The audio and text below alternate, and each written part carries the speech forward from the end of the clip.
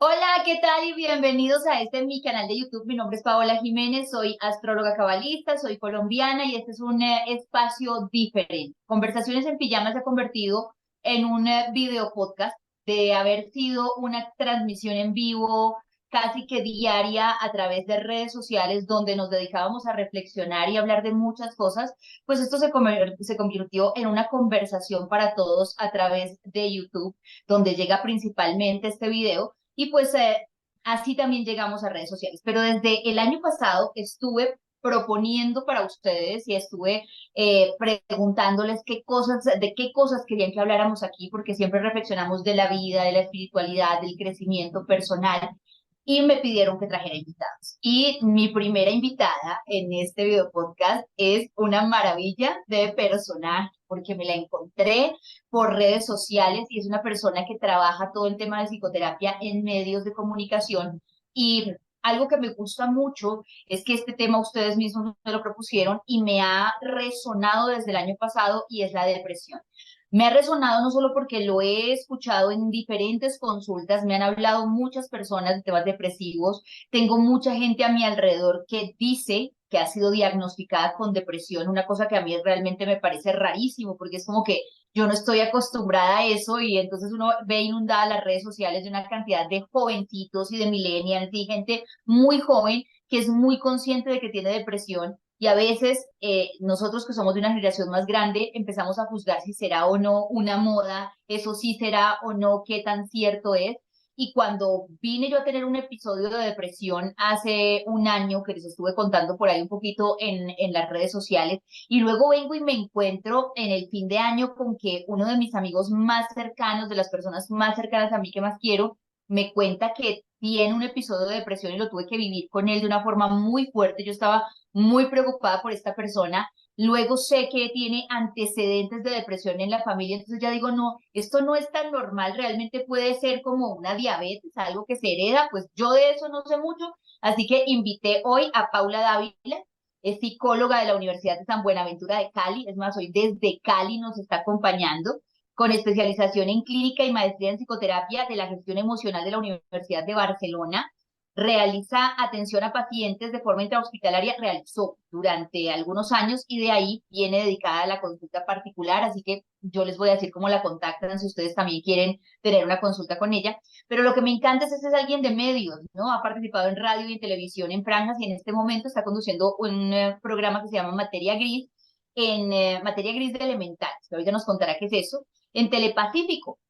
Así que la podemos ver en televisión por cable a nivel nacional y pues obviamente en Telepacífico. Y además ella escribe para el periódico El País. La encuentran en Instagram como Paula Dávila Psicóloga. Les voy a dejar el arroba por acá para que puedan seguirla. Paula, bienvenida. Buenas noches. Buenas noches, muchísimas gracias por invitarme. Es todo un honor para mí ser la primera invitada de una franja que sé que congrega una comunidad muy linda, muy bonita, que obviamente comparten el amor por la astrología, pero también estas inquietudes y estos temas que hay que pensarnos y que hay que hablar, porque en la medida en que todos tengamos más información, pues vamos a poder acompañar en una realidad que es cada vez más marcada, lo dicen las estadísticas de atención en salud mental, nos lo dice la experiencia que tenemos en el entorno con amigos, familiares y demás que están pasando por un proceso que, como tú bien dices, es muy cuestionado, porque además la gente es como, primero se nos volvió un tema de redes, donde se pone liviano el tema, cuando es un tema realmente significativo, es la principal causa de suicidio. Tenemos una tasa triplicada de suicidios en este momento. En la no atención de una depresión hace que podamos desembocar en un cuadro como este, donde la decisión para poder solucionar y sentirse como aliviado de alguna manera, pues es recurrir a no ver más salida y quitarse la vida. Entonces, sí es un tema serio, es un tema que en las redes se nos ha vuelto, pues chévere de conciencia, ¿cierto? Y de esa cercanía en que el otro se atreve a mostrar ese lado más humano, no solo felicidad, que es lo que vendemos a veces en redes sociales, momentos felices, sino también esa experiencia que es bastante dura, que tiene diferentes matices, pero que en la realidad de hoy es cada vez más presente y lo que tú decías, un poco pues las formas y las herramientas y el hablar nos permite que también el que esté padeciendo un poco tenga una luz de hacia dónde y cómo abordarlo, pero también uno que está alrededor acompañando, pues también tenga herramientas y elementos para poder decir, bueno, con la depresión hay algo muy particular, Pau, y es que se dan cuenta primero el entorno, y es más fácil que el entorno reconozca que la persona está pasando por un cuadro depresivo a veces que la misma persona que se está sintiendo supremamente mal, pero que pues justifica y adjudica y no llega como a a esa globalidad de decir, mira, hay una cierta cantidad de comportamientos que hacen que uno diga, necesitamos acompañamiento y necesitamos ayuda. Yo quiero que hablemos de la depresión. Es que hay muchas etapas. Yo he visto casos de verdad que me han sido muy fuertes. Recuerdo que una de las cosas y tengo que contarles una de las cosas que a mí más me ha impactado en un tema depresivo, alguna vez en una consulta, una persona llega a hacerme una consulta en tarot, una mamá, Ujú. y me cuenta que su niño de 10 años se suicidó. Su niño de 10 años. Y ella no se había dado cuenta que el niño era depresivo, de repente le veía su rareza, pero el niño se encerraba y uno siempre piensa como que la personalidad es distinta, ¿no? Tiene una personalidad Sí, distinta, el niño no es introvertida. sociable, etcétera. Y resulta que en una pelea que tuvo con su mamá, el niño se mete a su cuarto, se encierra y se tira por el balcón. Y pues, fue una cosa durísima para la familia. Cuando ella me consulta, ella es la que está en depresión, pero me pareció tan impactante su historia porque además después de eso, pues empiezan a hacer toda la investigación y se encuentra en el computador del niño que él estaba ya viendo cosas acerca de suicidio, estaba buscando, estaba relacionándose en línea con gente depresiva. Entonces, ¿hasta dónde realmente esto puede marcar un tema de será una moda, será algo que es inducido, porque por ejemplo a un niño podemos pensar que puede inducirse, porque es que hay cosas que se ponen de moda. Yo alguna vez te contaba que cuando yo era una niña estaba de moda tener frenillo, tener Sí, frenos, que me parecía una cosa, pues es una cosa ridícula, pero en mis 13 años eso estaba de moda, porque eso era caro. Hacerse brackets o hacerse la cosa de la sonrisa en esa época, todas esas cositas que uno se ponía, esos herrajes, era caro. Y como era caro, era un lujo y se puso de moda. Y entonces era todas cool. las niñas del colegio que tenían frenos tenían plata. Entonces yo veía niñas que hacían, y les contaba esto porque lo vi, cogían un clip de esos de metal, lo abrían, le ponían como los ganchitos y se lo ponían en los dientes para llegar con sus frenos y verse como las demás, como que esa era la moda. Entonces son modas ridículas. Mm. Después he visto modas, he conocido gente que cayó en la moda de la anorexia, porque fue una época en los 90 en que eso estuvo de moda. Realmente estaba de moda y era muy difundido comer bolitas de algodón untadas de jugo de mango. Eso lo recuerdo muy bien. Yo no caí en eso, pero estaba en la Horrible. universidad cuando estaba de moda el jean descaderado y todo el mundo quería tener el cuerpo súper flaco. Y entonces en esa época eso lo hacían las modelos y como salían públicamente a decir que esa era su dieta anoréxica mala, insana, se puso de moda entre las adolescentes todo esto. Entonces el tema de la depresión, yo lo empecé a ver mucho en redes sociales después de que J Balvin sale diciendo que él es una persona que tiene depresión. Entonces aparecen muchas personas diciendo que tienen depresión. Yo admiro mucho a las generaciones nuevas porque son muy conscientes de lo que les pasa y lo normalizan. Y lo normalizan porque uno a veces no es capaz de hablar de ciertas cosas públicamente. Las edades nuestras son como que, qué vergüenza decir que tengo un problema de salud mental, porque nosotros pensamos que la salud mental es decir, estoy loco y Ujú. necesito una camisa de fuerza y estoy de Sí. manicomio y qué pena decir eso, pero realmente las generaciones nuevas son capaces de hablar de lo que sea. Pero ¿hasta dónde es una realidad el que tanta gente pueda ser depresiva o hasta dónde realmente puede ser una moda inducida porque el famoso dijo y un niño, por ejemplo, comienza a buscar, indagar, indagar, indagar hasta que se mete en la cabeza y pueda llegar a tener un cuadro depresivo? Pues mira, sí somos seres influenciables, pero digamos que la estadística nos juega en contra a partir de que sí hay una predisposición genética. Tú lo mencionabas en en la introducción, que sea un poco como la diabetes, sí sí se hereda, como las otras enfermedades, tú tienes una predisposición y de acuerdo a tu contexto, a los factores que te rodean, pues se puede desarrollar o no se puede desarrollar.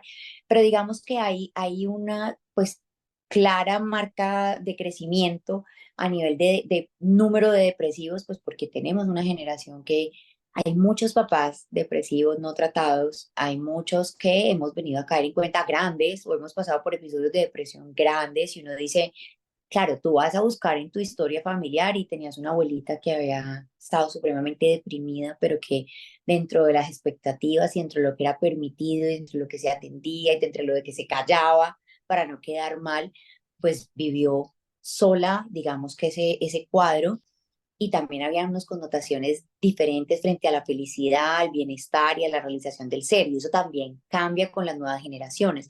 Las nuevas generaciones vienen con un reconocimiento y una tolerancia a la frustración menor que la que teníamos las generaciones anteriores, o la que tenemos las generaciones anteriores. Esto hace que ellos no les juegue tan en contra lo que a nuestra generación y un poquito hacia abajo le juega, que es que el ser humano se acostumbra a todo, te acostumbra a lo bueno, pero también nos acostumbramos a lo malo. Entonces era fácil empezar a tener una condición que mientras te permita mantenerte funcional, tú no le vas a prestar a veces mucha atención. Cuando las depresiones empiezan a ser abordadas y tratadas, pues mira, uno revisa cuando uno está en el contexto hospitalario, es muy llamativo que llegan muchos señores grandes con me está dando un infarto, tengo y se hace la evaluación y en un ataque de pánico. Entonces, ese ataque de pánico es un ataque de ansiedad que casi siempre va anexo a una depresión, pero como no son tratadas, entonces digamos que van cogiendo fuerza a fuerza y se va incrementando. ¿La depresión qué es? Que me parece muy importante definirlo. La depresión básicamente es la baja de sustancias en el cerebro. Una baja de sustancias en el cerebro se altera la bioquímica de nuestro cuerpo y eso hace que entonces nosotros emocionalmente y nuestras emociones estén desbalanceadas, nuestras respuestas sean diferentes, estemos más vulnerables a todo y de esa manera empezamos a tener como una visión distorsionada de la realidad. Eso viene acompañado de, pues, obviamente tristeza, melancolía, esa disociación que ahora está tan de moda que la utilizan mal, que no, una persona normal no disocia, se eleva, que es diferente, pero ese ser cada vez más introvertido, más reservado, más callado, más ensimismado, pues son características de la depresión que se justificaban mucho a veces pensando en que no, él es introvertido, no es que es adolescente, entonces él se encierra y es normal que se encierre y no se comunique, o que es normal que permanezca en su cuarto y no hable. Claro, puede ser parte de la conducta de la adolescencia y de todo ese revolcón que se está dando, pero la depresión viene acompañada de muchas cosas en las que uno tendría que estar muy atento si es papá y muy atento también con uno mismo. Entonces, se nos hace, cuando uno le pregunta a un paciente, ¿tú duermes bien? O sea, ¿tú sientes, tienes algún trastorno de sueño? Entonces, normalmente le dicen a uno, no, pues cuando duermo poquito, entonces tengo insomnio. Cuando me despierto muchas veces, no tengo un sueño como continuo, sino que me despierto. Pero también hay adultos que duermen un montón. Eso también es un trastorno del sueño que puede indicar y ser síntoma de una depresión. Entonces, el sueño es uno de los primeros síntomas que hay que evaluar. Hay dos situaciones diferentes, una es estar triste y otra es estar deprimido. Las asociamos Eso te iba a preguntar, Paula, porque es que también yo pienso que estamos en la época de el doctor Google, ¿no? Entonces tengo yo un síntoma y le pregunto a Google, ¿qué puedo tener? Tengo tales síntomas y él me da un diagnóstico y yo prefiero eso a no ir al médico. Y entonces hay mucha gente que se vuelve muy paranoica. Uno critica mucho a los papás porque los papás de uno, las generaciones antiguas son hipocondríacos, escuchan hablar de una enfermedad y ya la tienen, ¿no? Yo creo que tengo vértigo porque me mareo y porque el oído y porque me zumba y porque no sé qué, lo que escuchen lo tienen. Pero entonces también me doy cuenta que hay mucha gente que de repente piensa que es depresiva y de lo que puede tener es una tristeza. Y tú dices, hay una alteración en la química del cerebro. O sea, ¿eso lo dispara algo o es porque sí que se altera de la nada, como que se me subió el azúcar, porque sí? O tiene que haber un detonante para que esa química se altere. Y de ahí también te pregunto, ¿puede confundir una persona el estar muy triste con estar depresivo y cómo puedo diferenciar eso? Está maravillosa la pregunta. Bueno, primero, las sustancias empiezan a desbalancearse, no es que hagan un plum y una caída de la noche a la mañana, sino que ellas empiezan a desbalancearse, el cuerpo empieza a tener menos producción Pero ¿qué pasa? Que al empezar a tener menos producción, yo empiezo a estar un poco más vulnerable y empiezo a tener un poco distorsionada como esa percepción, por decirlo así, de la realidad. Entonces, cosas que pasan que a veces uno piensa, pero ¿por qué está en crisis por esa bobada? Claro, para uno es una bobada, pero para el otro no lo es porque viene con un proceso de baja de sustancias, ocurre algo y eso hace que entonces él se detone y se hagan más visibles los síntomas, pero los síntomas ahí están. Hay mucha gente que no ha tenido un trauma o un evento significativo, pero entonces tú miras y es, yo no estoy feliz con la vida, yo no me siento pleno, yo no me siento realizado, yo me siento súper triste, no he perdido nada, no me falta nada, no duermo, no como, y tú claramente sabes que tienes un paciente depresivo enfrente. Se nos tiende a confundir y es más fácil es más difícil de diagnosticar cuando, por ejemplo, la persona tiene un duelo. Tú puedes estar triste por un duelo hasta 3 años y no Claro, la implica. excusa que nunca termina. Exacto, implica que no implica que estés depresivo, tú estás Ok, triste y tienes un duelo y estás en proceso de duelo, pero no necesariamente estás depresivo. Hay gente, lo que yo les digo, que el medio es muy duro porque a la gente se le cuestiona como, tienes todo, no te falta nada, ¿cómo se te ocurre quejarte de la vida? ¿Cómo se te ocurre querer decir que te quieres morir si tienes todo? Claro, pues que ese otro no está logrando ver la vida así, a ese otro le adolecen cosas que uno no entiende, ese claro. otro lo que para uno es insignificante, para él es contundente, lo anula, lo baja. Pues hay muchas cosas que vienen ligadas a la depresión y es que se baja la autoestima, me siento, coge una cierta fobia social, no me gusta estar con la gente, esa interacción para mí no es cómoda porque yo estoy en crisis y no quiero manifestar la crisis porque por lo general la respuesta que hay afuera no es muy grata y no es muy amable. Y ahí es donde yo insisto en que tenemos que trabajar mucho en poder aprender a escuchar más que solucionar y más que decir. El otro no necesita que yo le arregle la vida. El otro no necesita que yo le diga, ay, pero ¿cómo así? Métele ganas. Pues, por Dios, o sea, si fuera cuestión de ganas, ya lo otro había solucionado. Pero son las respuestas que normalmente salen. La gente es como, pero en serio, si tú lo tienes todo, ¿cómo se te ocurre? O sea, además, no tengo derecho a sentirme vacío, triste, desconectado, eh, frustrado. Entonces, creo que ahí hay un mensaje muy importante y es escuchar. El otro necesita a veces solo poder organizar ideas. Yo nunca voy a saber cómo está el otro adentro. Yo puedo intentar entender, pero claro, o sea, yo siento lo que tú sientes, nunca va a ocurrir. Nunca va a ocurrir. Cada quien es un mundo independiente y ese impacto que puede tener un evento X, Y o Z en alguien, yo no tengo cómo medirlo. Yo puedo decir que en mí ese X, Y, Z impacta de tal forma, pero ahí hay un respeto necesario y hay como una invitación súper importante a escuche, no solucione. Trate de entender lo que el otro está diciendo para poder entonces uno decir, bueno, ¿está desproporcionado o está proporcional a lo que está sintiendo? Que vuelve y juegas mucho la realidad y por eso el depresivo se queda callado, porque siempre va a Claro, encontrar fuera una pared con ¿quién la le que se juzgue? estrella. Pero entonces, bueno, y creo que eso ayuda mucho a la terapia. Hoy tuve una consulta, Paula, con un señor que entonces me vino a preguntar de Los Ángeles, me decía, es que yo no sé si estoy deprimido o qué es lo que me pasa, pero ya empecé a ir a terapia y creo que me sentí bien. Y yo en las cartas le vi a esta persona que realmente él no estaba depresivo, pero sí tiene muchas cosas guardadas que necesita hablar y eso realmente le hace bien. Entonces, y creo que a todos nos hace bien hablar, no debería guardarse cosas. Hablar Pero sana. hablando de la depresión y diciéndole a la gente, porque tú estás hablando de la gente que está cerca, o sea, si yo estoy cerca de una persona depresiva, es importante que lo escuche y no lo juzgue. Pero para las personas que están depresivas y que de repente ya estoy muy viejo para esto, o no quiero hablar porque me juzgan, ¿qué tan importante realmente es buscar con quién hablar? O sea, hablar del tema realmente ayuda, eso de salir en las redes sociales diciendo es que yo soy depresivo y salir llorando, ¿eso de alguna manera está ayudando a estas personas depresivas? Bueno, hay dos partes del hablar.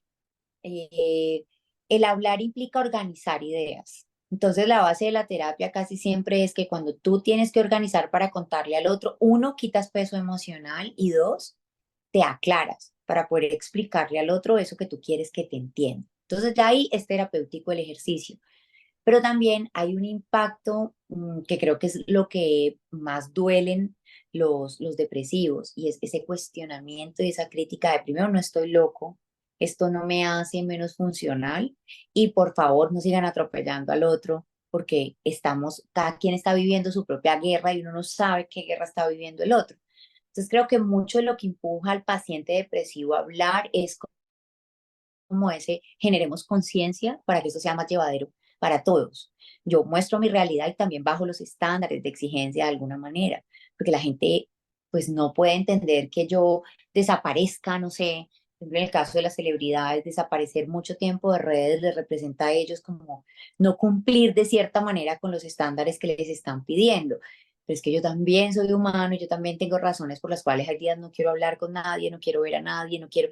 Entonces es como hacer un poco más real. Sí siento que le agradece uno a estos personajes que han sido y que son tan admirados y que mueven masas además, porque generan una conciencia de la salud mental, y creo que ahí está la segunda parte, que es que uno como papá, como compañero, como esposa, como lo que sea, promueva, bueno, si yo noto cambios en el temperamento, si yo veo al otro como con una cierta desconexión, si yo siento que no duerme bien, que no come, que de alguna manera se ha ido como desinflando, como se vuelve muy plano el asunto, como cada vez se me vuelve más calladito, pues el darme cuenta y el empezar a decir, revisemos el tema.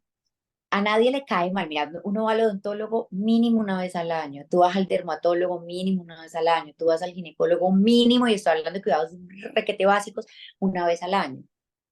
Tú al psicólogo y al psiquiatra deberías ir mínimo una vez al año. Una vez al Porque año, además, claro. esa creencia de que el psiquiatra solo está para formular está muy mandada a recoger. Claramente son médicos, claramente tienen un conocimiento de lo que se puede hacer con esa bioquímica del cerebro, que tú no vas a solucionar con terapia únicamente si está ya avanzado. O sea, hay un cierto margen donde tú dices, claro, vamos a meditar, vamos con ejercicio, con algunos patrones, a ayudar a que se ajuste, a que tu cuerpo naturalmente produzca más sustancias y a que tú organices eso que de pronto te está como generando mucho peso, pero hay un límite donde ya no depende de lo que uno pueda utilizar como herramienta, sino que hay una bioquímica que tiene que ser alterada, que necesita que se ponga algo para poder estabilizar, y ya a partir de ahí el cuerpo empiece a funcionar otra vez de la manera correcta. Entonces, sí es importante que uno vaya donde el psiquiatra y le cuente, bueno, mire, o sea, mi salud mental va así, y creo que te podría saltar la del psiquiatra si haces terapia, que de Sí. paso hago la pauta publicitaria, no solo se va a terapia cuando hay incendio, no solo se va cuando hay crisis, ir a terapia para preguntarme cosas tan importantes como estoy siendo feliz, estoy contento con lo que estoy haciendo, cuáles son los potenciales que no estoy trabajando, hacia dónde podría orientar mi transformación, qué herramientas podría tener, porque ya está inventado todo, nadie va a inventar nada, es ir donde el especialista, que el especialista me diga, hey, ¿qué tal si esta herramienta y esta y esta y esta la usas y te facilito la vida y aumentas tu calidad de bienestar y aumentas el bienestar de quien te rodea, que además es casi siempre el Claro. que paga las consecuencias de lo que no está tan chévere en mí?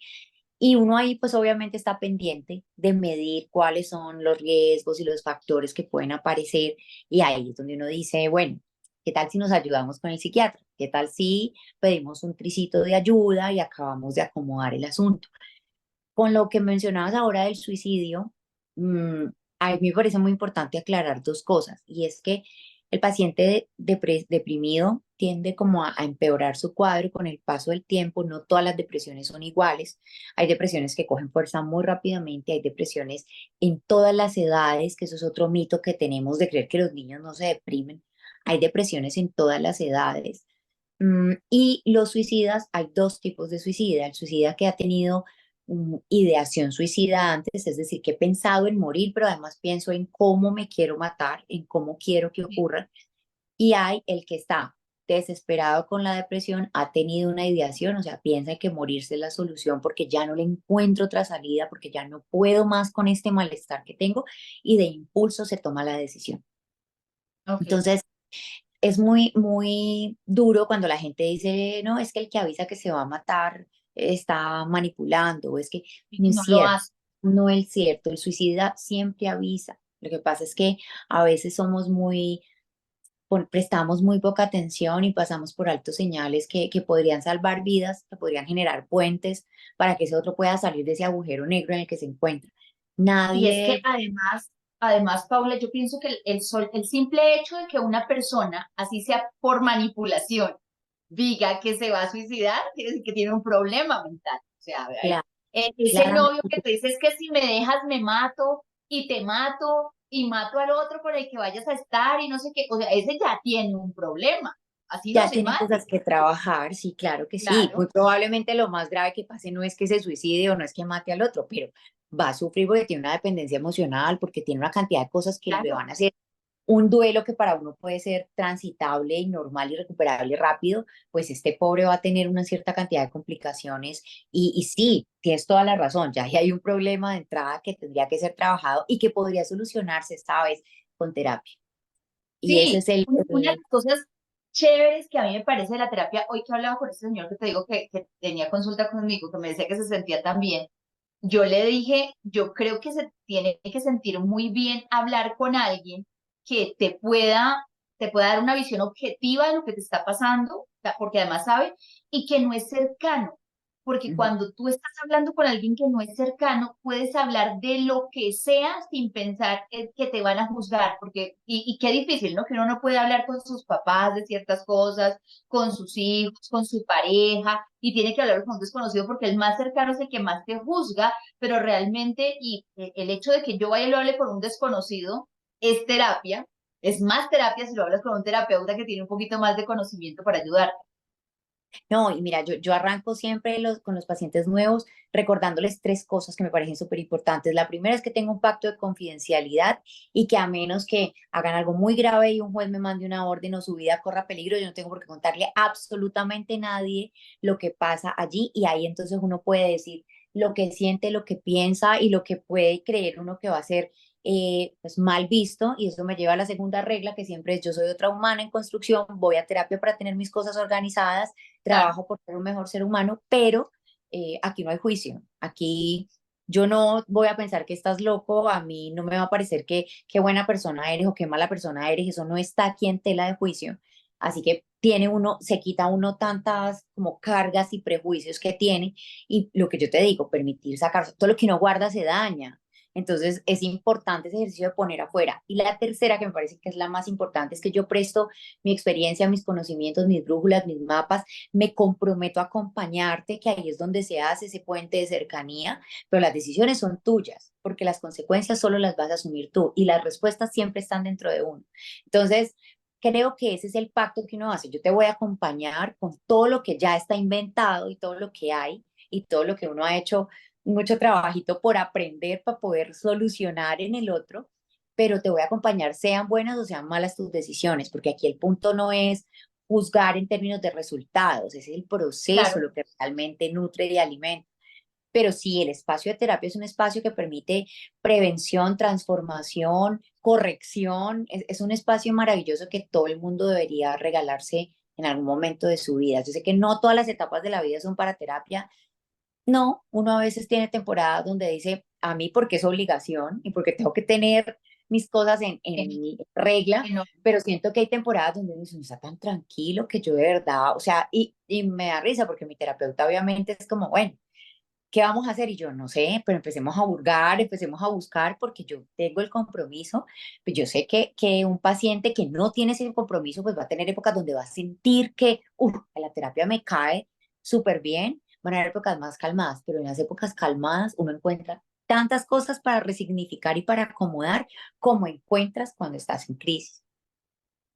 Yo te quiero hablar un poco acerca de la medicación, pero no de Ujú, la medicación para la depresión, sino de toda la medicación que te puede llegar a conducir a una depresión, porque ahora que tú decías que es una alteración de la química del cerebro y de las sustancias del cerebro, yo recordé algo que me pasó hace algunos años.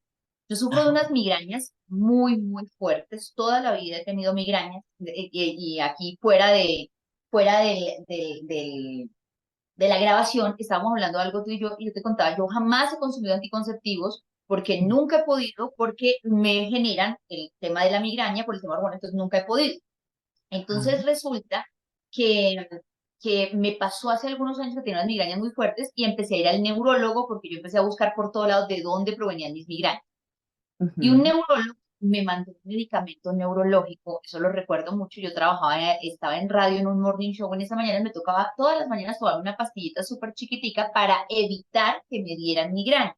La migraña. Me dieron este medicamento, yo nunca miré las contraindicaciones del medicamento, Pau, pero Ujú. resulta que me pasaba que después de unos días usando el medicamento, que se suponía que era para que evitar que me dieran migrañas, y si me las evitaba, yo tenía momentos tipo ausencias, lo que tú llamas en un niño autista una ausencia, ¿no? Entonces, yo podía estar al aire en la radio y de repente me Y quedaba ya, mirando para el techo y no sabía cuánto tiempo pasó hasta que, ¡pum!, alguien me despertaba y me devolvía al micrófono a lo que estaba haciendo, y por eso las tuve que dejar. Pero luego empecé a ver las contraindicaciones del medicamento que uno nunca mira en la cajita, contraindicaciones, y hablaba de depresión como efectos, posibles efectos secundarios, depresión y pensamientos suicidas. Y yo sí tuve pensamientos horribles durante el tiempo, que lo que pasa es que yo no, como que todos se esconden y dicen, ¿por qué estoy pensando cosas tan horribles? ¿No? Pero sí, sí lo tuve durante ese tiempo, hasta dónde realmente los medicamentos, porque hay gente que toma medicamentos para lo que sea, y hay gente que se autoformula, sí. hasta dónde un No, medicamento tú no le miras la contraindicación y puedes llegar a alterarte esa química de esa forma.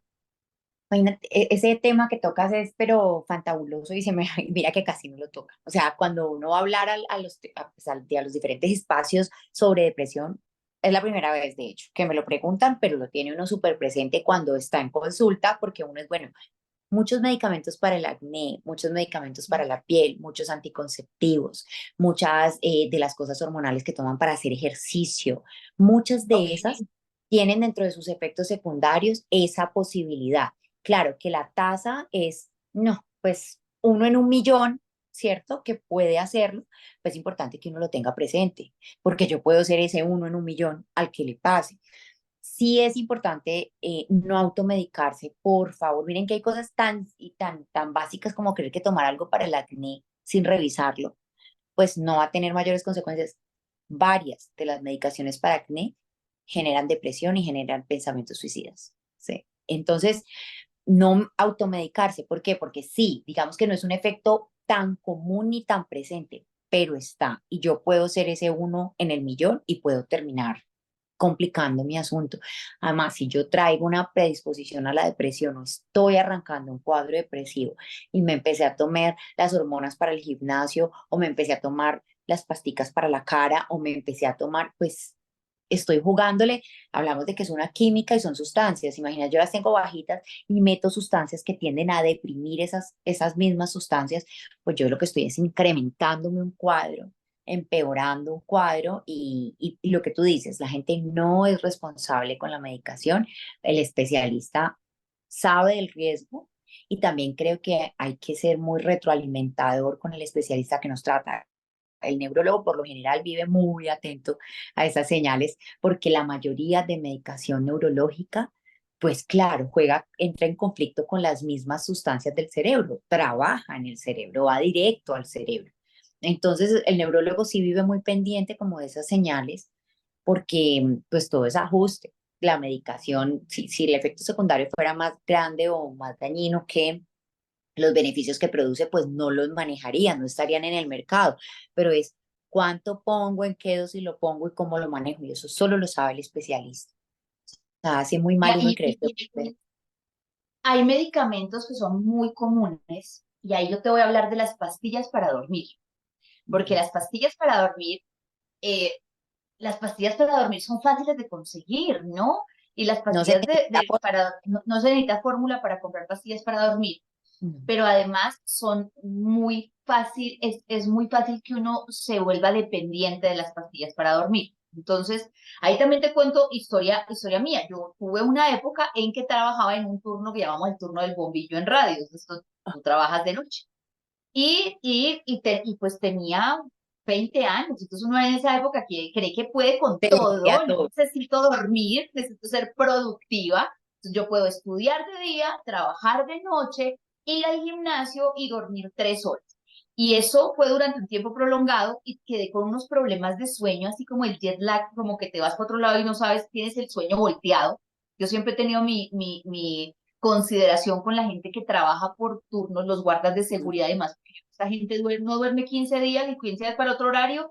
¿Y cómo hacen? Porque yo tardé mucho tiempo en regular el tema del sueño y todavía tengo tiempos en que no lo regulo. Entonces recuerdo que en esa época, sin decir nombres, me mandaron pues, hace 25, casi 30 años, me mandaron un medicamento para dormir, que era tan fuerte que yo lo que empezaba a sentir era que se me dormían las manos, así que el hormigueo en el cuerpo primero antes de quedarme dormida. Resulta que llegó un momento en que dejo el medicamento y tiempo después yo empiezo un cuadro depresivo, que de eso vamos a hablar después, porque yo no considero que sea una persona depresiva, pero tuve depresión en 2 episodios de mi vida. Entonces, cuando empiezo ese cuadro depresivo, para escapar de la depresión, para no sentirme tan rara y tan triste todo el tiempo, yo tomaba pastillas para dormir. Entonces, yo me tomaba mi pastilla para dormir, me quedaba dormida, entonces no me sentía como una mierda porque estaba dormida, pero cuando me literal. despertaba, me volvía a sentir así y lloraba sin parar. Y como no quería que nadie me viera llorando, entonces me tomaba otra pastilla para dormir y así pasaban los días y los días. Dormía. Hasta que pues dije, esto no puede estar bien y salí de eso y dejé de tomarla. Resulta que hace un tiempo me pasó, o sea, a mí se me murió el perro hace un año me murió otra, pero hace como 3 años se me murió el perro y yo estaba muy cerquita de tener una cirugía. A mí me hicieron la reducción del busto y creo que eso también le tiene uno su tema de duelo porque te las quitaron.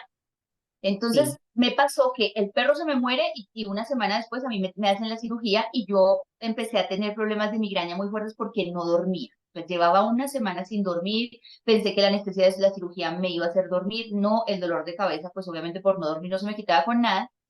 Y el médico, uno de los médicos, como que estaba viendo el tema de la cirugía, me recomendó que me tomara una pastilla para dormir para que pudiera descansar y se me quitara el dolor de cabeza. Entonces me mandó una de Sinfórmula, que tampoco voy a decir el nombre, que es de esas que se consumen ahora muy, muy, muy fácil. Las usan hasta para dormir a la gente en los bares y robar. Con eso les digo todo. Entonces, la compré, dormí muy bien y empecé a necesitarla porque no dormía sin ella. Yo duré casi un año tomando esas pastillas. Todos los días me tomaba una pastilla para dormir. Luego me voy para Europa y del jet lag vuelvo a tomarme mi pastilla para dormir. Entro en un cuadro depresivo hace un año y entonces necesito mi pastilla para dormir porque no duermo, porque lo que tú dices es cierto, se altera el sueño. Yo ya traía una alteración de sueño grande desde hace tiempo. Y entonces un día veo a un cantante, que no me acuerdo cómo se llama, pero un cantante colombiano que lo están entrevistando en un video podcast o en una red social, y él cuenta que tomaba justo esas pastillas para dormir y ya sé que él cuál. llegó un momento en Ujú. que no se tomaba una, sino dos, tres, cuatro, cinco, porque Laura, empezó a deprimirse y necesitaba más, ¿sí? Y necesitaba más y dijo, eso es un veneno porque la misma pastilla te hace necesitar más. Yo nunca necesité más de una para dormir, nunca me sentí depresiva como consecuencia de la pastilla, pero cuando él dijo eso, yo dije, nunca más, y empecé a tomar melatonina, que me la mandan de Cali, para sí, dormir y se me reguló el sueño y podrá ser efectivo o placebo, pero se me quitó la depresión, se me correcto. quitó el tema del sueño. Pero ese Y tema de la todas, medicina y la pastilla para dormir, sobre todo si yo tengo una alteración de sueño en la depresión, o sea, ¿qué tan bueno, qué tan malo puede ser eso? pues es fácilmente resumible y es la que uno va y compra en la tiendita así, sin fórmula y al alcance de todos, pues no es lo último, ni lo más moderno, ni lo más como acertado, porque digamos que son medicamentos que llevan años en el mercado y que uno dice, ah, eso tomaba mi abuelita, eso tomaba mi mamá y ahora yo tomo esto. Los efectos secundarios, pues son una molécula menos moderna, con diferentes materias primas. Uno va al psiquiatra y el psiquiatra tiene todo el armamento. Es básico y vital y sí o sí van a tener que regularte el sueño. ¿Por qué? Porque la salud mental tiene dos pilares, dos columnas vertebrales que no son negociables. Sueño y alimentación. Yo tengo que comer y tengo que dormir. Entonces, estamos totalmente de acuerdo en que hay que dormir y que parte del cuadro ansioso y del cuadro depresivo hace que tú no duermas. pero es Sí, diferente que yo me tome una molécula más moderna, nueva, puesta en determinada dosis y con determinado monitoreo, la colocan escalonada, la retiran escalonada, tanto es que no la puedo comprar sin fórmula, tan controladita es la molécula que muchas de las moléculas excelentes porque no tienen efectos secundarios, porque tienen baja dosis de adicción, porque tienen sí. no dependencia de la molécula, no son las que uno consigue sin fórmula médica. Entonces ahí uno dice, uno está cayendo en un facilismo que no tiene nada que ver. Es como otro de los anestesiantes socialmente aprobado y más común es el licor. O sea, la Sí, gente empieza a claro. tomar su copita para relajarse, pero resulta que el licor tiene un efecto depresivo. Entonces, si yo vengo con una depresión, voy a tener una noche buena y un día terrible al día siguiente, porque el mismo licor produce esa baja de estado anímico y de sustancias y yo pues ya traigo mi organismo en un desorden. Entonces la recomendación fundamental es no recurrir a nada de esas cosas que están tan fáciles al alcance, pues, pero que no son la mejor alternativa. Claramente algo tan serio como el sueño, como la posible dependencia o no dependencia de una molécula, yo no debería asumirla yo, debería entregársela al especialista, al que sabe, al que conoce, al que tiene el manejo y la experiencia para saber cómo la pone, cuándo la pone y cómo la quita. Hay alternativas maravillosas como la melatonina que a mí me encanta porque la gente dice, eso es un efecto placebo, eso es una cosa natural que no sirve, eso es, pues hay estudios clínicos que demuestran que sí. Y de hecho viene de 3 de 5 de 10 de 11 y los estudios con mayor éxito están en la de 3 que tú tienes la Ok. posibilidad de aumentar la dosis, un poco lo que tú decías, yo necesitaba solo una de esas pasticas. Claro, pero el que tiene un componente orgánico diferente, pues puede necesitar meterse 4. La melatonina te da la posibilidad de jugar con la dosis, es efectiva, es natural, digamos que no va a tener efectos secundarios, se puede tomar por muchísimo tiempo. Lo que no es negociable es no dormir. Hay que dormir, hay que dormir sí o sí. Y ahí se me ocurre otra cosa que te quiero preguntar. Volviendo a las personas que trabajan por turnos y que no duermen. Entonces, mi amigo, el guarda de seguridad, que 15 días está de día y 15 días está de noche y tiene volteado el sueño y ya casi no duerme, es esas personas o esas personas que de verdad trabajan de día, estudian de noche o al contrario y tienen muy poco tiempo para dormir. El hecho de no dormir y de normalizar el no dormir podría hacer que esas personas llegaran a tener cuadros depresivos por no dormir, o sea, que ya no fuera el no dormir una consecuencia de la La depresión, sino que la depresión, al depresión fuera revés. consecuencia de no dormir. Los profesionales de la salud, los médicos y las enfermeras, son de los gremios con la tasa más alta de depresión y de trastornos de salud mental. ¿Por qué? Porque tienen el sueño alterado. Entonces, digamos que el sueño, la falta de sueño, sí me va a inducir a mí a que otro tipo de cuadros y algunos diagnósticos que yo pueda tener por ahí, o sea, algunas cosas para las que yo tengo como una predisposición se detonen. Entonces, ¿te acuerdas que ahora hablábamos un poco del detonante? Sí, claro, la falta de sueño detona migrañas tensionales, detona cantidad de cosas en el organismo, más que se cree que, por ejemplo, no duermo en la noche, pero compenso en el día, nunca. Tu cuerpo en la noche realiza ciclos que en el día no va a realizar. Tú necesitas dormir en la noche porque el ciclo circadiano, cantidad de procesos restaurativos en el cuerpo y de bioquímicos ocurren en la noche. Entonces sí hay, y ya está probado y tristemente, imagínate, los guardianes de la salud de todo el mundo tienen Sí. la tasa más alta por las condiciones de estrés, pero por no dormir, porque no tienen un sueño regular. Ahora, otra cosa, y tú dices, la ansiedad y la depresión son dos cosas distintas, pero en muchas ocasiones van de la mano, ¿cierto? Mm, Yo he visto gente ansiosa sí, que toma bebidas energéticas, desde la cara hasta la más barata que se consigue en el semáforo, y toman sí, cafeína y no sé qué. Y yo siempre he pensado que si yo soy ansioso y le meto cafeína y taurina y a mi cuerpo y todo eso, se me va a disparar la ansiedad, ¿cierto? Y total. una persona que consume ese tipo de cosas, ahora nuestros amigos taxistas, los que se paran en el semáforo porque todos viven de este tipo de bebidas y sobre todo esas baratas, a mí me parece que lo barato sale caro. Entre más Sí, barata sea, peor debe ser esa cosa, ni la pruebo. Pero el tema es que hay gente que se empieza a regular así, ¿no? Entonces toma la pastilla para dormir y luego para estar despierto se toma el café y al café le mete otras cosas y si no es el café con Coca-Cola, yo no me acuerdo que eso, uno para estudiar era tinto con Coca-Cola para poder estudiar para los exámenes Sí. y encima de todo, ahora entonces está el Red Bull con no sé qué cosa o el otro para tratar de mantenerte despierto. El generarse también esas ansiedades fuertes puede hacer que en algún momento te vayas en picada a una depresión. Es que sí, porque vuelve y juega, como que yo empiezo a tener conductas no sanas, que es muy chistoso porque uno piensa mucho y estamos en una onda muy fit donde la alimentación, lo orgánico, y pensamos mucho en cosas relacionadas con lo físico y con el aspecto y con la salud de que triglicéridos, colesterol, pero la salud mental no es como un intangible, por decirlo de alguna manera, porque la gente el tema de las sustancias ligadas a las emociones no es algo de lo que la gente normalmente como que se haga muy consciente o esté o lo tenga muy presente. Por eso te digo, hay depresiones ansiosas, por ejemplo, que uno dice, no, esto es cuestión de ajuste y uno puede manejarlas en consulta. ¿Por qué?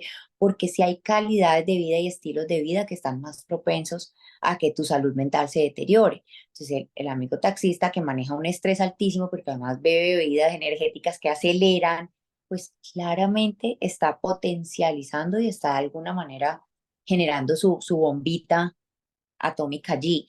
Sí está contra su salud mental, sí, claro, son factores. Cuando uno tiene un paciente ansioso, lo primero que uno hace es revisar, bueno, ¿cuántas horas duermes? ¿Duermes con cuarto oscuro o hay luz? ¿Hay ruido blanco de fondo o no?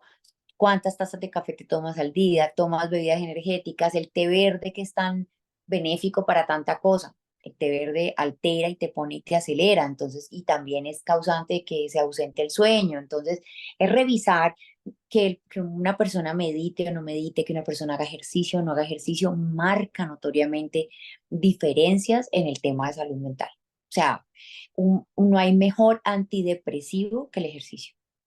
Cuando uno Eso me gusta, Paula, porque el ejercicio está romantizado para la estética.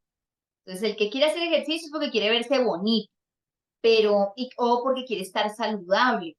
Pero yo, ese tema de el ejercicio es bueno para la salud mental, no lo había escuchado tanto, pero sí lo he sentido, porque sí, uno se siente muy chévere cuando hace ejercicio y sientes más energía, pero además te sientes bien contigo mismo, hacer ejercicio tiene un montón de cosas buenas para uno, pero no sabía que eso también mejora la química del cerebro de alguna manera, o es solamente una cuestión de vibra positiva y de me siento bien. no, no, no. Produce sustancias, contrarresta cortisol, que es la del estrés, produce sustancias positivas como oxitocina, como todas las que nos ayudan a estar, como tú dices, más plenos, más tranquilos, más enérgicos. Además de que si tú lo enfocas con poder llegar a ser, poder estar, poder retarte de alguna manera, poder comprometerte contigo, hacer todo ese autocuidado, el ejercicio hay cuadros depresivos o sea, hay dos cosas que a uno como terapeuta le preocupan un poquito. Cuando un paciente llega como deprimido y uno empieza a evaluar factores y uno hace ese ejercicio, no, no me gusta hacer ejercicio. ¿Eres espiritual? ¿Crees en algo? No, yo soy ateo. Y uno dice, Uy, Dios, ¿ahora de qué qué me mal, ¿qué pega? voy a hacer con esta persona? ¿Por dónde? Porque le faltan dos herramientas que son absolutamente poderosas y que marcan relevancia en un tratamiento cuando estás acompañando a un paciente con depresión. El ejercicio le va a subir sustancias y por eso yo creo que aquí todos hemos tenido una amiga que uno dice, pero ¿por qué hace 3 horas de gimnasia al día? Quítale esas 3 horas de gimnasia y me cuenta si no termina en una depresión, porque Sí, muy claro, probablemente la manera en que ella encontró de darle la vuelta al asunto es meterle de más uno que ejercicio está al huyendo cuerpo. de algo. Claro, tu cuerpo está pidiendo más de esas sustancias que está produciendo, entonces hace que tú hagas más ejercicio para poder compensar Claro, que hay una baja. Y sí. tenemos ese componente ahí súper importante de que si yo creo y mi espiritualidad y hay una posibilidad de que algo más allá pueda ayudarme a solucionar eso que yo no puedo solucionar, esa conexión con uno mismo, esa meditación que subvaloramos tanto, pero que tiene también ya estudios científicos requete avanzados ahora, porque cada vez le damos más, la meditación tiene unos niveles atencionales para los niños absolutos, el aprendizaje Impresionante. varía cuando tú meditas y para un paciente ansioso y para un paciente depresivo la meditación marca diferencia. marca diferencia. Entonces es como sumarle a tu rutina una cantidad de cositas que te pueden garantizar salud mental. No, no lo hacemos normalmente así. Normalmente si tengo un problema, trato de solucionar el problema. Pero a nivel preventivo hay demasiadas cosas que uno puede hacer. Dormir bien, alimentarme bien, comer cosas, por ejemplo, que ayudan a que mi cerebro como órgano como tal funcione mejor. Tener en cuenta esa ingesta baja de cosas que aceleran y que alteran y que van como en contra de esos ritmos naturales que el cuerpo tiene. Hacer ejercicio no solo por tener los niveles en todos los sentidos, sino también los niveles de sustancias que maneja mis emociones y que maneja mi condición anímica. eh, Todo sumado va haciendo que uno pues pueda ser como una persona con mejores propiedades a nivel de salud mental y que nadie está libre de que en algún momento se bajen las sustancias, sí, pero si yo tengo entre más herramientas yo ponga en uso más rápido, salgo de ahí. Porque a la final es, tú lo decías ahora muy claro, yo no soy depresivo, no, yo tuve una etapa, yo tuve un momento, yo tuve un ciclo depresivo, ya, esa etiqueta de que es un paciente depresivo, no, está pasando por una depresión. por un Estamos. cuadro depresivo. Ajá. Un- estamos llegando al final y quiero hacerte dos preguntas más. Una que me mueve mucho la cabeza, mucho. Yo tengo un niño que tiene síndrome de Asperger. Tengo Ujú. muchas mamás pues tenemos un grupo, no, no es que tenga un grupo de mamás, pero hay muchas mamás que al saberlo, sobre todo porque lo hablo en redes, me consultan mucho sobre su niño autista, sobre su niño con TDAH, sobre su Mm. niño con hiperactividad, su niño con déficit de atención y veo que muchas le tienen mucho miedo a la medicación a los niños, ¿no? Entonces al Ritalin o cualquier tipo de medicamento que puedan darle al niño, porque primero le tememos a que el niño pueda terminar siendo dependiente del medicamento o adicto al medicamento. Yo igual soy muy, yo soy muy confiada con el tema del especialista del que sabe, y sabrá la dosis, y por eso le mandan un mundo de exámenes al niño, pero hasta qué punto esos medicamentos podrían alterar la química cerebral de mi hijo y podrían hacer que mi niño tenga depresión. Y cómo yo, siendo papá de un niño con un trastorno, con una condición especial que necesita estar medicado porque lo necesita, puedo ser consciente de en qué momento pueda estar depresivo o pueda ser consecuencia o bien del síndrome o bien de la medicación. Pues mira, ahí sí, en orden de atención, uno coge el síntoma más grave y ese es el que tiene que abordar o el diagnóstico más grave y de ahí para abajo.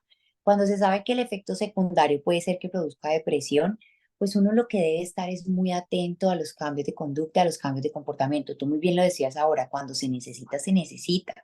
Y es muy cruel con un paciente, sea niño, adulto o de la tercera edad, eh, hacerlo pasar por un malestar que puede ser solucionado con una medicación por temor a algo que ya está medido, estudiado, comprobado, solucionado. En el último caso, ¿qué puede pasar? Pues que le agreguen una medicación más para acompañar la que ya tiene y logremos atravesar al otro lado. La industria farmacéutica, afortunadamente, y eso también no es como tema del común, pero la parte donde más se invierte y se han hecho como inventos y experimentos y nuevos productos es la psiquiátrica.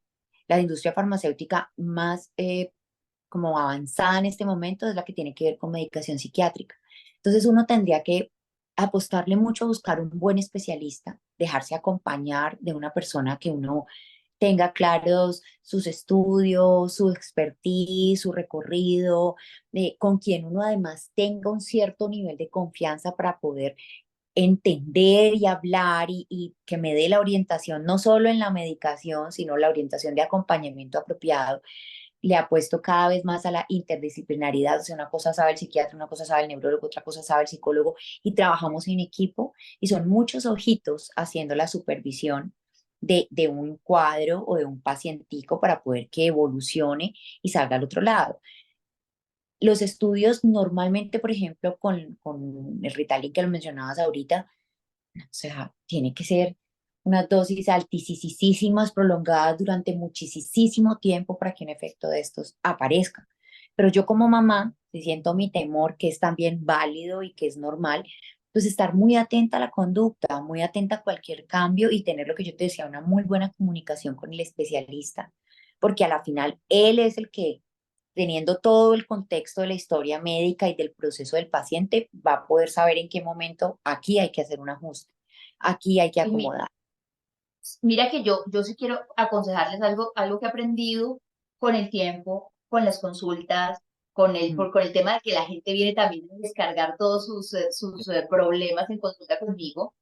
Y yo he entendido algo y se lo digo siempre a la gente, y es, si tú tienes un hijo que tiene una condición o que tiene un cuadro depresivo o que tiene cualquier, tú también tienes que ir a terapia. O sea, tu mamá es la primera que tiene que ir a terapia porque si no, ¿cómo vas a entender qué hacer? Si mi marido tiene depresión, yo tengo que ir a terapia antes que él, no tengo que ir Ya. con él. Él tiene que ir por su cuenta, pero yo tengo que ir porque ¿cómo le acompaño? Yo he tenido mamás que me consultan y me dicen, no, es que mi hijo es drogadicto y yo no sé cómo ayudarle para sacarlo de eso y no sé qué, no quiere ir a terapia. Vaya usted a terapia porque uno también necesita, porque el que convive con una persona depresiva tiene tendencia o a deprimirse también o a frustrarse porque no sabe realmente qué hacer y muchas veces si es una persona muy querida, entonces la terapia no tiene que ser solo para el enfermo, sino para hacer un buen acompañamiento del enfermo tú que estás cerca. Para terminar, Paula, tips, o sea, dame truquitos para que la gente sepa. ¿Cómo sé yo que estoy triste y no deprimido? ¿Y cómo sé que estoy deprimido y no simplemente triste? La tristeza tiene un origen y tiene una razón, ¿cierto? Puede que sea válida o no válida para los demás, pero digamos que debe sonar lógico para mí, ¿cierto? Debe tener una razón, un sentido.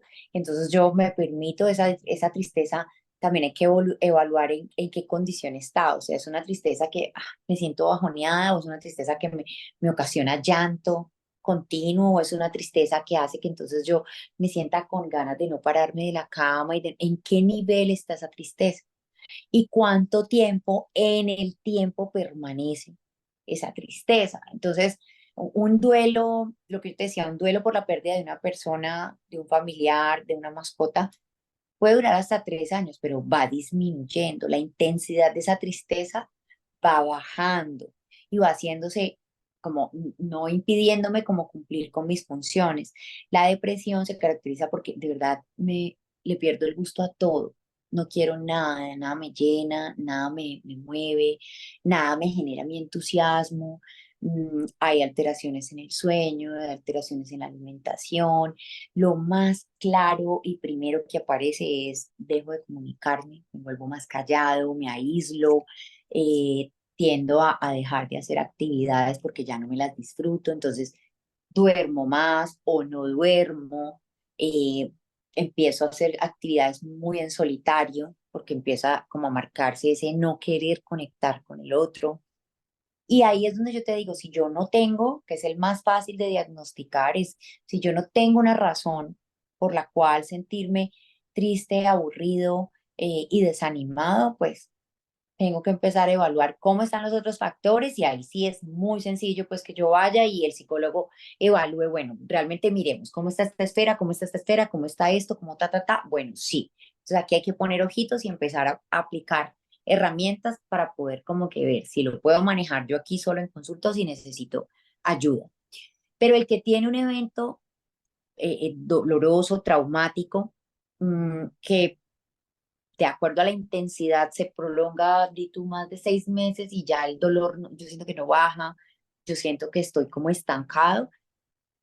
La ayudita, o sea, terapéutica, obvio, se necesita desde hace rato, pero no está de más que yo vaya al especialista, le diga al psiquiatra, bueno, deme una valoracioncita, deme una miradita y revisemos cómo están, porque además mm, se cree que el psiquiatra uno va y a ojo, sabe, ¿no? No, hay una cantidad de exámenes para clínicos que a uno le ordena el psiquiatra, hay una cantidad de exámenes de sangre y demás que le permite a ellos darse cuenta de muchos De valores que que esa el cuerpo. química del cerebro se alteró, porque como tú Claro, dices, una cosa, no es una cosa solamente emocional, sino que hay algo que químicamente no está funcionando bien en el cuerpo y de ahí se tiene que entender que no es simplemente una condición momentánea, sino que realmente es un problema de salud. Paula, ¿cómo te vemos en Telepacífico? O sea, ¿cuándo te veo? O sea, no, y para la ese gente tema, que quiere verte hablar, que quiere consulta contigo, todo, cuéntame todo. Bueno, Telepacífico en la franja, y tiene una franja que se llama Elementales, que son 4 programas seguiditos. Yo estoy de tercera, o sea, a mí 12:20, 12:18, 12:20 del día, Del estoy día. apareciendo yo con salud mental, materia gris se llama el programa. Allí me doy un lujazo porque siento a todos los especialistas más top en salud mental, psiquiatras, psicólogos, trabajadores que tienen que ver con todo lo que son terapias ocupacionales y demás, y todos los días abordamos un tema diferente. Entonces allí hay como toda una posibilidad de aprender, de identificar, de entender, se dan recomendaciones de cómo uno puede abordar diferentes temas de salud mental y está todo, desde definiciones como apego hasta esquizofrenia, bipolaridad y todas esas para que además pues con un conocimiento de causa uno puede utilizar términos que de verdad utilizamos muy mal, como la bipolaridad, por ejemplo. Todos los días hay un Sí. especialista, de lunes a viernes, estamos allí en Telepacífico, que está promoviendo afortunadamente espacios para hablar de estos temas que necesitamos aprender y que necesitamos empezar a cuidar como se cuidan las otras cosas. Para consulta, pues obviamente está el Instagram, ahí aparece Sí. el número de contacto donde pueden escribir al WhatsApp donde se agendan las citas y ahí encuentran contenido que yo estoy subiendo regularmente, cortico, sustancioso y pues ya obviamente si necesitan ya una consulta más grande, pues obviamente por ahí tienen cómo. Por ahí tienen el Eh, medio para contactarte. sí, para Paula, contar. gracias. Ay, Gracias no, por con ponerte, por amor. atendernos en pijama en tu consultorio. Qué cosa, Yo yo creo creo que que nunca, muchos de los que están viendo que me atienda en pijama, Paula. total, nunca había hecho un espacio en pijama y delicioso, o sea, súper cómoda, obviamente. Muchas gracias por la invitación y pues en lo que pueda ayudar con muchísimo amor. Bueno, Paula, muchísimas gracias y gracias a todos los que nos han visto a través de YouTube. No olviden suscribirse al canal, regalarnos un like, compartir esta transmisión en vivo, irse a seguir a Paula en Instagram y en las redes sociales, ver todo lo que publica para medios de comunicación, para el diario El País, ¿cierto? Para El País y para Telepacífico. Y pues nada, los invito igual también a seguirme a mí en redes sociales, La Pavo Seitos, tu astróloga. Nos vemos en un próximo Conversaciones en Pijama con otro invitado para poder reflexionar sobre todos estos temas. Besos y bendiciones. Muchas gracias.